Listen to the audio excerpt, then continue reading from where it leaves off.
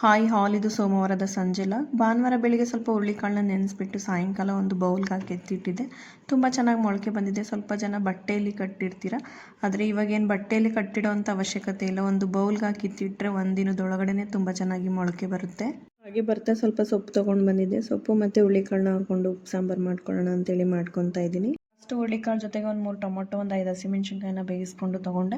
ಆಮೇಲೆ ಸೊಪ್ಪು ಹಾಕ್ಬಿಟ್ಟು ಬೇಯೋದಕ್ಕಿಟ್ಟೆ. ರುಬ್ಬೋದಕ್ಕೆ ಬೇಯಿಸ್ಕೊಂಡಿರೋಂಥ ಟೊಮೊಟೊ ಹಣ್ಣು, ಹುರುಳಿಕಾಳು, ಬೆಳ್ಳುಳ್ಳಿ, ಸ್ವಲ್ಪ ಮೆಣಸು, ಜೀರಿಗೆ, ಕರಿಬೇವು, ಕೊತ್ತಂಬರಿನ ಹಾಕ್ಕೊಂಡು ರುಬ್ಕೊಂಡೆ.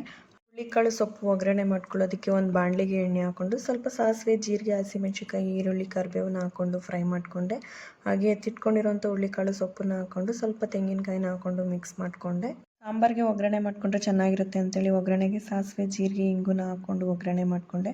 ಹಾಗೆ ಮುದ್ದೆ ಕೂಡ ಅಷ್ಟರಲ್ಲಿ ಬೇಯಿತು. ಮುದ್ದೆನ ತಿರ್ಕೊಂಡು ಮುದ್ದೆ ಕಟ್ಕೊಂಡೆ. ಹುರುಳಿಕಾಳು ಉಪ್ಪು ಸಾಂಬಾರು ಜೊತೆಗೆ ಮುದ್ದೆ ಕಾಂಬಿನೇಷನ್ ತುಂಬಾ ಚೆನ್ನಾಗಿತ್ತು.